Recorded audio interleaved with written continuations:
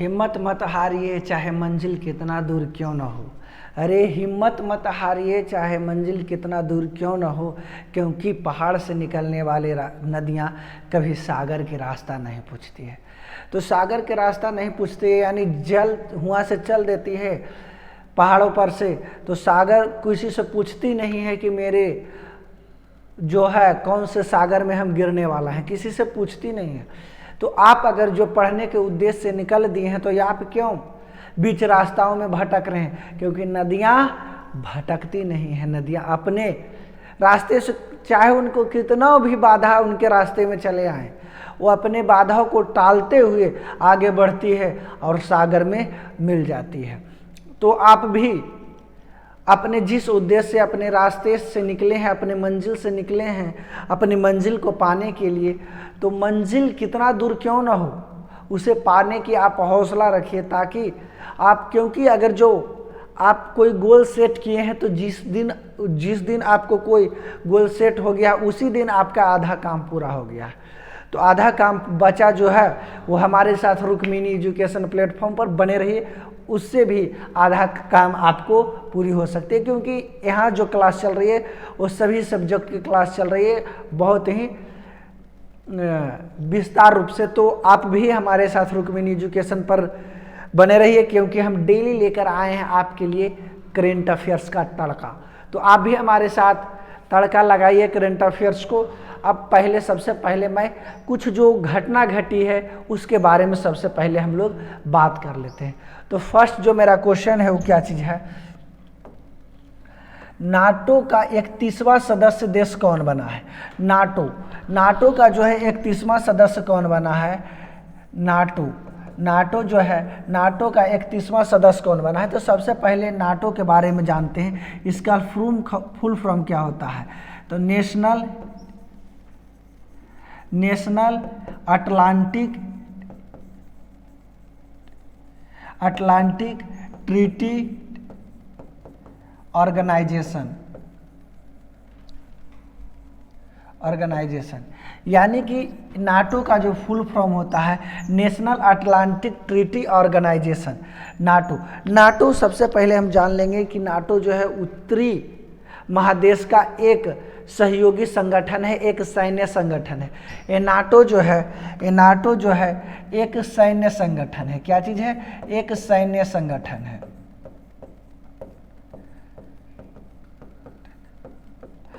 और इसकी स्थापना जो है, इसकी स्थापना की अगर जो हम लोग बात कर लेते हैं तो इसकी स्थापना जो है 1949 ईस्वी में हुआ है। कब हुआ है इसकी स्थापना? 1949 ईस्वी में। और अगर जो इसके बारे में कुछ जान लेते हैं तो मुख्यालय इसका कहाँ है? तो मुख्यालय इसका कहाँ है? जो इसका मुख्यालय है ब्रसेल्स है। कहाँ है?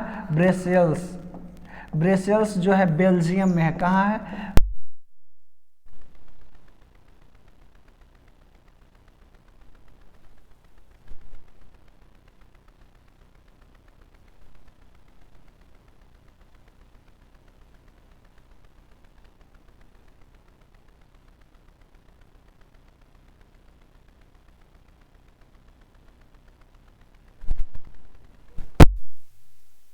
यह उत्तरी अमेरिका का एक सहयोगी संगठन है। क्योंकि जब सेकेंड वर्ल्ड वार जो 1939 ईस्वी से 1945 ईस्वी तक चली थी, तो सेकेंड वर्ल्ड वार के बाद पूरी दुनिया जो है दो भागों में बट गई थी। वो एक भाग को समाजवादी भाग कहते हैं और दूसरे भाग को पूंजीवादी भाग कहते थे। तो पूंजीवादी में अमेरिका चला आया, यानी कि अमेरिका की तरफ से जितने भी देश आ गए वो पूंजीवादी की तरफ से आ गए।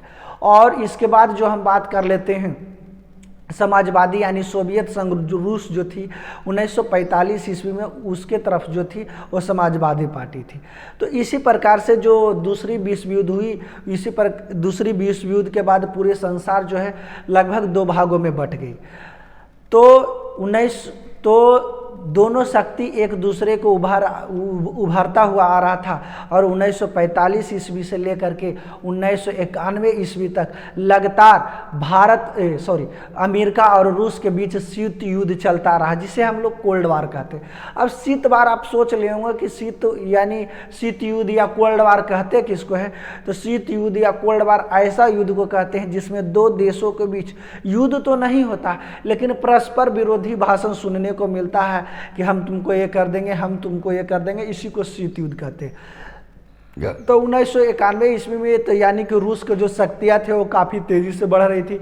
इसी शक्तियों को दबाने के लिए अमेरिका ने सोचा कि हम एक संगठन बनाते हैं जिसके माध्यम से हम रूस को पराजित कर सकते हैं। तो 31वां सदस्य का मतलब हुआ, 31वां सदस्य जो है, 31वां सदस्य का मतलब होता है, 31वां सदस्य का मतलब होता है कि आप जो इसमें 31 यानी नाटो जो एक सैनिक संगठन है उसमें टोटल 31 देश है। 31 देश कौन बना है, तो ये 31 देश जो है, यह देखिए लिखवे नहीं किया है, फिनलैंड, पोलैंड लिख दिया है। कौन है, फिनलैंड। टाइपर जो है ना बहुत मिस्टेक करता है। कौन है, फिनलैंड।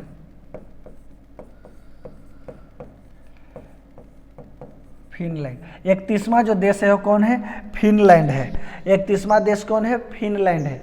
फिनलैंड जो है 31वां देश के रूप में जुड़ा है, क्योंकि 31 ये नाटो का मतलब एक सैनिक संगठन है। इसका मतलब होता है कि इसमें टोटल जो है 31 देश है। 31 देश का यह है कि अगर जो कोई देश, ये 31 देश में से कोई देश पर कोई अगर जो आक्रमण करेगा तो ये जो इसमें 31 नाटो में 31 देश है वो सभी मिलकर उस पर आक्रमण करेंगे। तो हाल फिलहाल हम लोग जानते हैं कि जो रूस है, रूस और यूक्रेन में जो है अभी युद्ध हाल फिलहाल चल रही है। तो उस युद्ध के डर से फिनलैंड जो है नाटो के सदस्यता ले ली, यानी नाटो में शामिल हो गई। क्योंकि 1300 फिनलैंड का जो वर्ल्ड मैप में देखेंगे तो 1300 किलोमीटर का जो सीमा बनाती है वो फिनलैंड और रूस के साथ बनाती है। तो रूस जो है कि अपने आसपास के क्षेत्रों के साथ युद्ध करते रहती है। तो इसी डर से फिनलैंड ने क्या काम किया है, फिनलैंड ने नाटो के सदस्यता ग्रहण कर ली है, ताकि अगर जो रूस हम पर आक्रमण करेगा तो ये जो 31 देश है, 31 देश मिलकर के रूस पर आक्रमण करेगी। ऐसे भी हम लोग जानते हैं कि फिनलैंड है, जो फिनलैंड है, फिनलैंड की राजधानी कहाँ हो गई, राजधानी इसके बारे में बता दीजिए। राजधानी जो है इसको हेलसिंकी है। कहाँ है इसकी राजधानी, हेलसिंकी है। अगर जो इसकी हम मुद्रा की बात कर लेते हैं तो मुद्रा क्या चीज़ है, मुद्रा फिनलैंड के यूरो है। मुद्रा क्या चीज़ है, यूरो है। और इसके अगर जो हम प्रधानमंत्री की बात कर लेते हैं, इसकी प्रधानमंत्री फिनलैंड की है, कौन है, प्रधानमंत्री कौन है, तो समा मारीन है। समा मारीन जो है क्या चीज़, फिनलैंड के क्या चीज़ है, फिनलैंड के सदस्य हैं। हम लोग जानते हैं फिनलैंड के बारे में एक चीज़ कि एक जो फिनलैंड है इसकी राजधानी कहाँ है, और ग्लोबल इंडेक्स में ऐसे भी जानते हैं कि फिनलैंड एक में ही रहता है। तो राजधानी कहाँ है, हेलसिंकी है, मुद्रा यूरो है, प्रधानमंत्री समा मारीन है। ये नाटो के बारे में हो गई।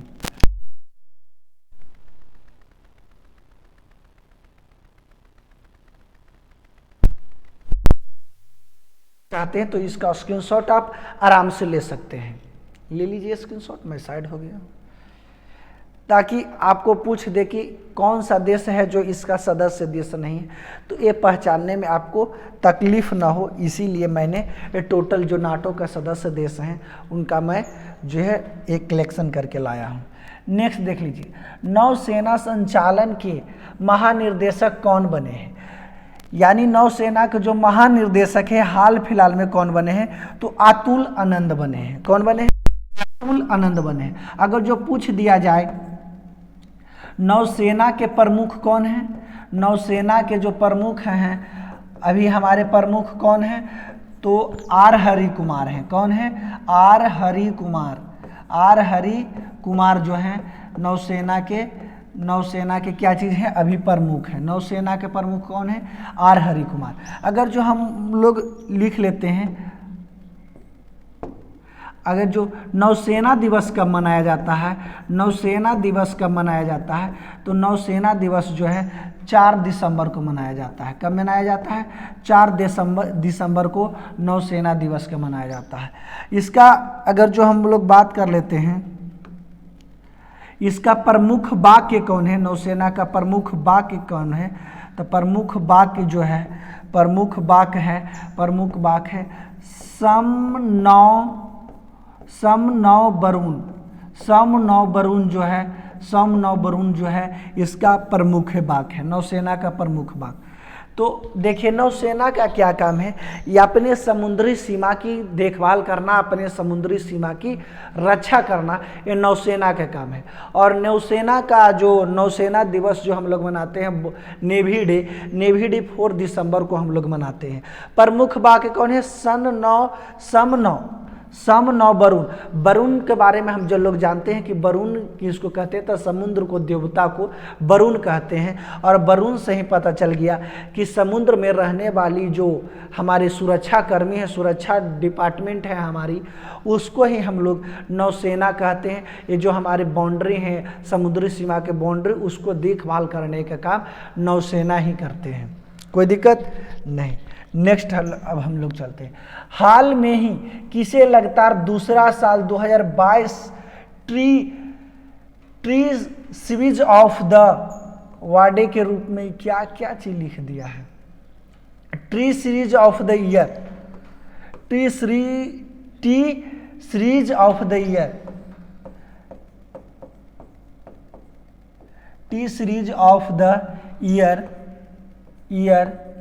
Tree cities of the year, tree cities of the year, tree cities of the वाडे नहीं होगा यहाँ पर दूसरा कुछ हो जाएगा, वर्ल्ड, क्या चीज, वर्ल्ड, इसको काट दीजिए, ये नहीं होगा। यानी कि हाल में ही किसे लगातार दूसरे बार 2022 में tree cities of the world किससे मान्यता मिली है, तो ये ध्यान दे लीजिए कि मुंबई को मिली है। मुंबई को लगातार tree cities of the world में लगातार दूसरे बार मौका मिला है। आप सोच रहे होंगे कि आपकी ट्री सीरीज आखिर होता क्या चीज़ है, ट्री सीरीज आखिर होता क्या चीज़ है, तो tree cities of the world यानी कि tree cities of the world, यहाँ टी हो जाएगा, tree cities of the world, city यानी कि ट्री यानी पेड़ों का शहर जो वर्ल्ड में है, पेड़ों का शहर जो है वर्ल्ड में किसे घोषित किया गया है, तो मुंबई को दूसरे बार घोषित किया गया है। क्या चीज़, मुंबई को जो है दूसरे बार, मुंबई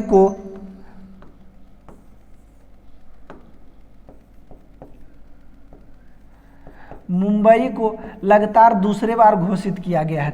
अगर जो 2022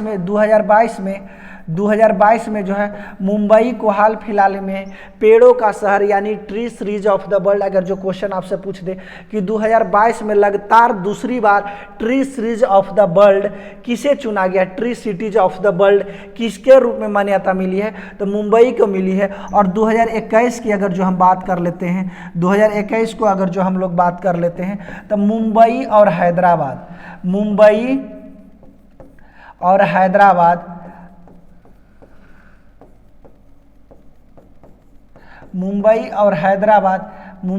हैदराबाद दोनों को 2021 में tree cities of the world घोषित की गई थी।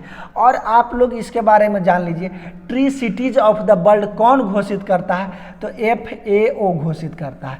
FAO का फुल फॉर्म क्या चीज हो जाएगा, FAO का फुल फॉर्म जो हो जाएगा फूड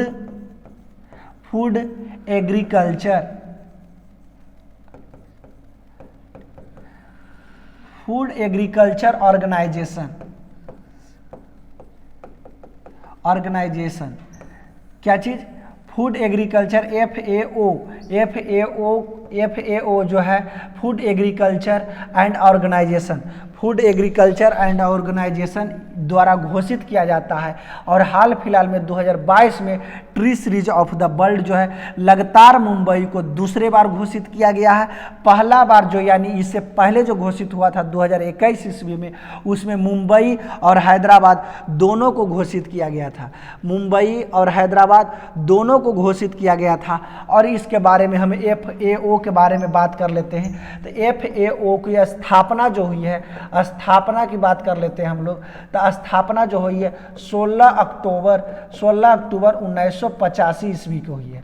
और 16 इसी कारण से 16 अक्टूबर को हम लोग food and agriculture day, food and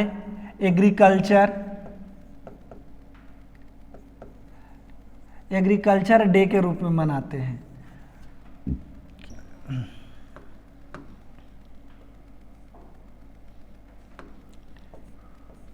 food and agriculture day के रूप में मनाते हैं कब? 16 अक्टूबर के। अब आपको कुछ और हम इसके बारे में बता देते हैं इसके बारे में। तो फूड एंड एग्रीकल्चर यानी कि फूड एंड एग्रीकल्चर जो है इसका मुख्यालय कहाँ है? तो मुख्यालय के बारे में जान लीजिए। मुख्यालय जो है इसका रोम। कहाँ है? रोम। रोम कहाँ पड़ता है? तो इटली में रोम पड़ता है। कहाँ पड़ता है? इटली में रोम पड़ता है। तो देख लीजिए, हाल ही में किसे लगातार दूसरे बार 2022 में tree cities of the world के रूप में मान्यता मिली है? तो मुंबई के मिली है, क्योंकि हम जानते हैं मुंबई को 2021 में भी tree cities of the world घोषित किया गया था। और उसमें 2 राज्य थे, मुंबई और हैदराबाद। लेकिन याद रखिएगा कि अगर जो हाल फिलहाल में ही पूछ दे tree cities of the world 2022 में किसे घोषित किया गया है, तो सिर्फ मुंबई को घोषित किया गया है। 2021 में किसे घोषित किया गया था? तो 2021 में भारत के 2 राज्यों को घोषित किया गया था, मुंबई और हैदराबाद को भी घोषित किया गया था। और ये जो tree cities of the world है, जिसकी घोषणा कौन करता है? तो FAO, food and agriculture organisation. इसकी स्थापना 16 अक्टूबर 1985 ईस्वी को हुई थी। इसी कारण से 16 अक्टूबर 1985 ईस्वी को हम लोग फूड एंड एग्रीकल्चर डे के रूप में मनाते हैं। उसके बाद अगर जो हम बात कर लेते हैं तो FAO फूड एंड एग्रीकल्चर का जो मुख्यालय है कहाँ है? रोम, इटली में है। कहाँ है? रोम और इटली में है। रोम कहाँ पड़ता है? इटली में। यही देख लीजिए, ट्री सिटीज यानी पेड़ों का शहर मुंबई है। ये आपको चित्र में स्पष्ट रूप से दिखाई दे रही होगी कि यही जो है ट्री यानी बहुत सारे पेड़ पौधे जो है लगे हुए हैं। उसके बाद देख लेते हैं, हाल ही में ही किसने NSG द्वारा आयोजित अखिल भारतीय कमांडो प्रतियोगिता 2023 का जो 13वां संस्करण किसने जीता है? तो किसने जीता है? ITBP ने जीता है। जो NSG के मतलब क्या हुआ? National security guard. National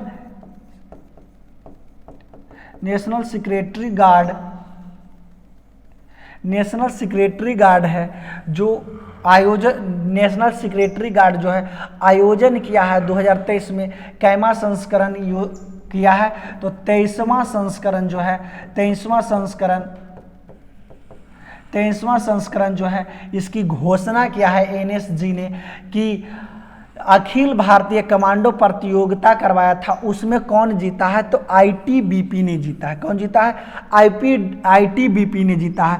ITBP Tibet police. और दूसरे स्थान पर कौन है? तो दूसरे स्थान पर NSG के टीम ही है। दूसरे स्थान पर कौन है? NSG के टीम है। दूसरे स्थान पर कौन है? NSG के टीम है। तीसरे स्थान पर अगर जो बात कर लेते हैं तो तीसरे स्थान पर कौन है? तो तीसरे स्थान पर BSF है। तीसरे स्थान पर कौन है? BSF, border security force. इसके बारे में और अगर जो हम लोग कुछ जान लेते हैं तो हाल फिलहाल में आप जानते होंगे कि इससे पहले जो हुई थी नेशनल आइस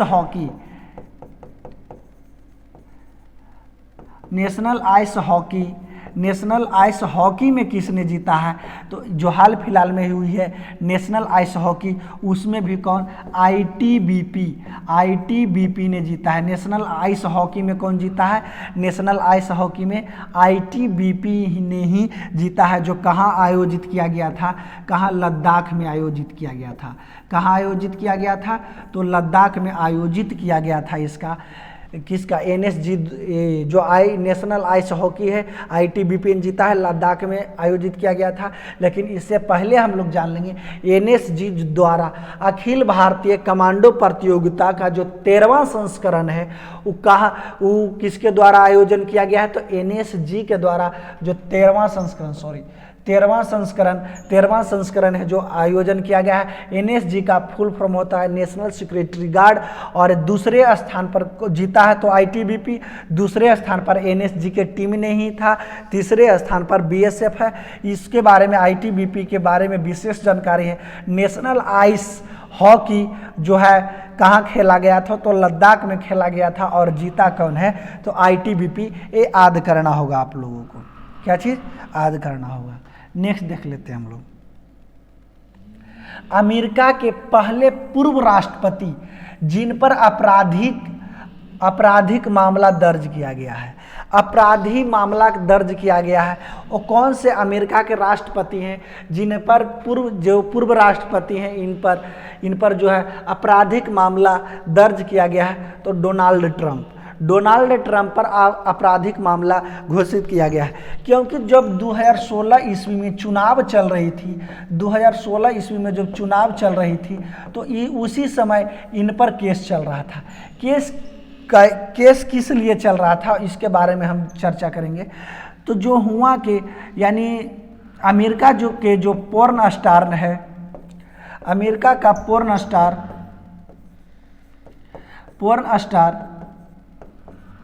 स्टॉर्म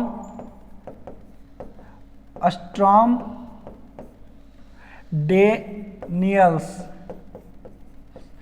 अमेरिका का जो पोर्न स्टार है डेनियल्स, उनके साथ इनका जो शारीरिक संबंध है उनके बारे में जो हुआ, अमेरिका का जो पोर्न स्टार है स्टॉर्म डेनियल्स, वो डोनाल्ड ट्रंप के साथ शारीरिक संबंध बनाने के कारण में और गुपचुप तरीके से स्टॉर्म डेनियल्स को पैसे देने के लिए यह इसी मामला पर जो है वो डोनाल्ड ट्रंप पर केस चली है। और 4 अप्रैल हाल फिलहाल में जो 4 अप्रैल चल रही है, 4 अप्रैल तक जो अमेरिका का कोर्ट है हैमन अट्टम जो हुआ का कोर्ट है, वो डोनाल्ड ट्रंप को बोला है कि आपको 4 अप्रैल तक सरेंडर कर देना होगा। क्या चीज़, सरेंडर कर देना होगा। अगर तब उसी विचार पर जो अमेरिका के राष्ट्रपति है पूर्व राष्ट्रपति डोनाल्ड ट्रंप, उन्होंने बोले हैं कि ये गलत है, मैं इसे साबित करके रहूँगा। क्योंकि ये जो मामला आई थी 2006 ईस्वी में, ऐसा मामला था। उस समय डोनाल्ड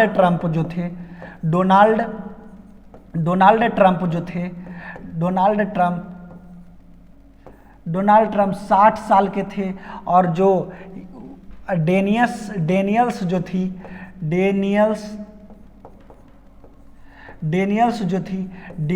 उस टाइम 27 साल की थी। कितनी साल की थी, 27 साल के। देखिए डोनाल्ड ट्रंप की कितना घटिया हरकत, दादा लगते होंगे डोनाल्ड ट्रंप इसके सामने। उनके साथ अमेरिका है भाई, कुछ भी हो सकता है, टेंशन नहीं लीजिए। तो अमेरिका के पूर्व राष्ट्रपति जिन पर आपराधिक मामला दर्ज किया गया है वो कौन है, डोनाल्ड ट्रंप। इसीलिए जो बता दिए हैं कि जो हुआ के पोर्न स्टार हैं स्टॉर्म डेनियल्स, उनके साथ शारीरिक संबंध बनाए थे और गुपचुप तरीके से उनको पैसा दिए हैं। इसी मामले पर केस हुआ है। और कहाँ केस हुआ है, अमेरिका के हैमन अट्टम जो वहाँ का कोर्ट है, उसमें 4 अप्रैल को क्या चीज़ सरेंडर करेंगे डोनाल्ड ट्रंप। 4 अप्रैल को सरेंडर करेंगे। और ये जो केस हुई थी 2006 ईस्वी में हुई थी डोनाल्ड ट्रंप का, ये जो उस टाइम 60 साल का था, डेनियल्स का जो था 70 साल का था। यही देख लीजिए, यह जो है हमारे अमेरिका के पूर्व राष्ट्रपति डोनाल्ड ट्रंप और इन्हीं के साथ जो है यह पोर्न स्टार अमेरिका के स्टॉर्म डेनियल्स जो हैं, इन्हीं के साथ इनका जो है शारीरिक संबंध, इसी के कार्य में फंस गए, बूढ़ा हो गए थे, ये करना था इस वक्त जरूरी। अब चल बसते, देखिए हाल ही में WHO ने किसे मलेरिया मुक्त प्रमाणित किया गया है। हाल ही फिलहाल में जो चल रही है, अभी हाल फिलहाल में WHO ने मलेरिया होने के लिए, मलेरिया से मुक्त होने के लिए प्रमाणित किया है। तो किसे प्रमाणित किया है उसके बारे में अब हम लोग कुछ जान लेंगे।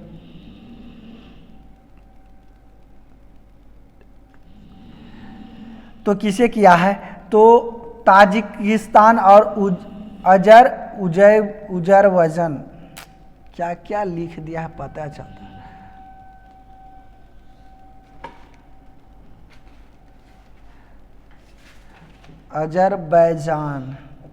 अजरबैजान, तो देख लीजिए ये दोनों होगा।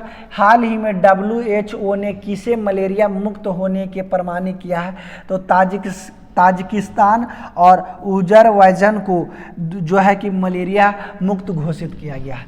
यानी WHO जो हमारी संगठन है, वर्ल्ड हेल्थ ऑर्गेनाइजेशन, इसकी स्थापना की अगर जो बात कर लेते हैं हम लोग स्थापना, तो स्थापना इसकी हुई है 7 अप्रैल 1948 ईस्वी के इसकी स्थापना हुई है। इसी कारण से हम लोग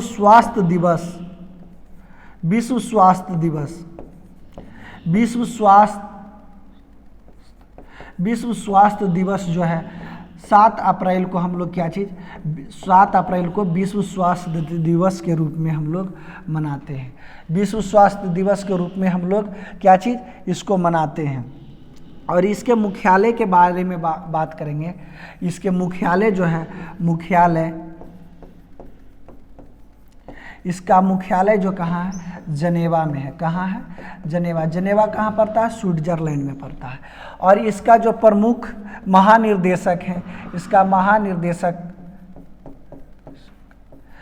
महानिर्देशक जो है, महासचिव जिसको कह सकते हैं, डॉक्टर ट्रेडोशन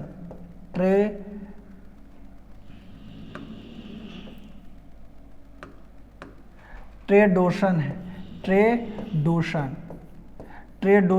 ट्रेडोशन जो है इनका, डॉक्टर ट्रेडोशन जो है इनके महानिर्देशक हैं। तो WHO वर्ल्ड हेल्थ ऑर्गेनाइजेशन की स्थापना 7 अप्रैल 1948 ईस्वी को। विश्व स्वास्थ्य 7 अप्रैल को मनाया जाता है। मुख्यालय जेनेवा में है। महानिर्देशक डॉक्टर ट्रेडोशन है। कौन है, डॉक्टर ट्रेडोशन है। कौन है, ट्रेडोशन, डॉक्टर ट्रेडोशन है।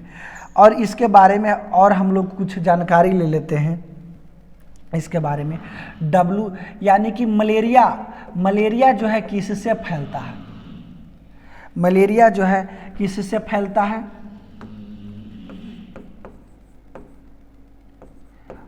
मलेरिया जो है मादा इनफ्लूएंजा नामक मच्छर से फैलती है। मादा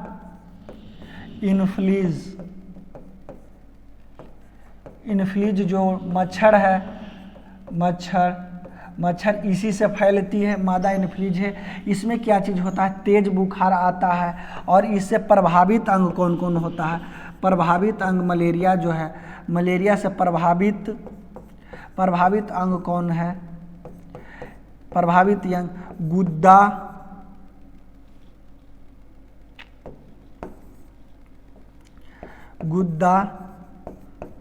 गुद्दा और यकृत जो है इससे प्रभावित अंग है। अब मादा इन्फ्लुएंजा जो है यानी कि मलेरिया में कौन सा प्रोटोजा, मलेरिया जो होते हैं प्रोटोजा के कारण फैलती है। प्लाज्मोडियम प्रोटोजा, कौन सा प्रोटोजा है,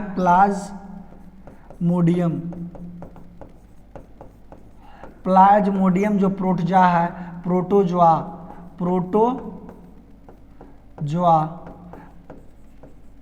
प्रोटो जो है इसी कारण से फैलती है। और कौन सा मच्छर? मादा इनफ्लूएंजा के काटने से। और जो ये जो हम बात किए हैं कि यानी ताजिकिस्तान और अज़रबैजान जो है मलेरिया मुक्त हो गया है। अगर जो हम इसके बारे में और कुछ जानकारी करते हैं, भारत कब तक मलेरिया मुक्त देश होगा? भारत कब तक मलेरिया मुक्त देश होगा? बता दीजिए आप लोग, मलेरिया मुक्त देश भारत कब तक होगा? तो 2030 ईस्वी तक भारत जो होगा मलेरिया मुक्त हो जाएगा। और टीबी मुक्त कब हो जाएगा? तो 2025 तक जो है भारत टीबी मुक्त देश भी बन जाएगी और मलेरिया मुक्त 2030 तक हो जाएगी। और इसके बारे में हम कुछ बात कर लेते हैं। मलेरिया यानी कि WHO जो है कि कब WHO कब है जो किसी को ये रोग से मुक्त देश बनाती है? तो यानी कि 3 साल तक कोई देश में, जैसे कि मलेरिया है, तो 3 साल तक कोई मलेरिया का केस अगर जो किसी देश में नहीं आएगा तो वर्ल्ड हेल्थ ऑर्गेनाइजेशन जो है उसको मलेरिया मुक्त देश, या टीबी का केस में है तो 3 साल तक उस देश में टीबी का कोई केस नहीं होगा तो उसे टीबी मुक्त देश घोषित कर देगा। यानी 3 साल तक कोई केस नहीं आने पर उसे वो देश मुक्त घोषित कर दी जाती है। इसीलिए भारत को अब कब तक मलेरिया मुक्त घोषित कर दिया जाएगा? 2030 ईस्वी तक। और टीबी मुक्त जो है 2025 ईस्वी तक टीबी मुक्त देश घोषित कर दिया जाएगा। अब कुछ करेंट अफेयर्स के साथ हम तो जानते हैं आप लोग की स्टैटिक का तड़का भी लेकर आते हैं, तो स्टैटिक के बारे में कुछ आप लोग को हम बता देते हैं। आज जो हम स्टैटिक लेकर आए हैं वो लेकर क्या है? नदियों के प्रमुख बसे शहर, यानी नदियों के किनारे प्रमुख बसे शहर। नदी के किनारे कौन कौन सा शहर है जो बसे हैं? तो लेह जो है सिंधु नदी के किनारे है, श्रीनगर झेलम नदी के किनारे है, हैदराबाद जो है मूसी नदी के किनारे है, सूरत ताप्ती नदी, कोटा चंबल अयोध्या सरयू नदी के किनारे, पुणे जो है मुठा नदी के किनारे, जबलपुर जो है नर्मदा नदी के किनारे, नासिक गोदावरी नदी के किनारे, उज्जैन जो है शिप्रा नदी के किनारे। तो ये सब नदियां है जो कौन सा नदी जो है किस शहर के किनारे बसा है? तो क्या चीज़ है? ले जो है सिंधु नदी, श्रीनगर झेलम, हैदराबाद मूसी नदी। एक बार आप लोग भी हमारे साथ बोलिए ताकि आपको याद करने में जो है आसानी हो जाएगी। सूरत ताप्ती नदी, कोटा चंबल अयोध्या सरयू नदी, पुणे जो है मुठा नदी के किनारे, जबलपुर नर्मदा, नासिक गोदावरी, उज्जैन जो है शिप्रा नदी के किनारे बसा हुआ है।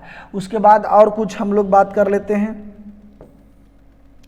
और नदियाँ जो लेकर आए हैं हम वो भी देख लीजिए। देख लीजिए, बद्रीनाथ जो है अलकनंदा नदी के किनारे है, अजमेर जो है लूनी नदी के किनारे, लखनऊ गोमती नदी के किनारे, अहमदाबाद जो है साबरमती नदी के किनारे, मुदर जो है बैगई नदी के किनारे, कोलकाता हुगली नदी के किनारे, गोवा जो है मांडवी नदी के किनारे।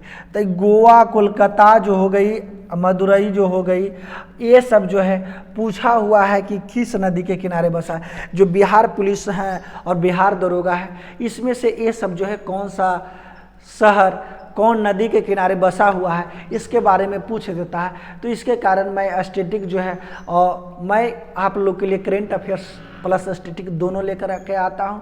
आज के लिए इतना ही। तो हमारे साथ बने रहिए रुक्मिणी एजुकेशन प्लेटफॉर्म पर और चैनल को लाइक सब्सक्राइब कीजिए और आगे भी इसे शेयर कर दे। तो आपके साथ मैं अब कल मिलता हूं। आज के लिए इतना ही। धन्यवाद।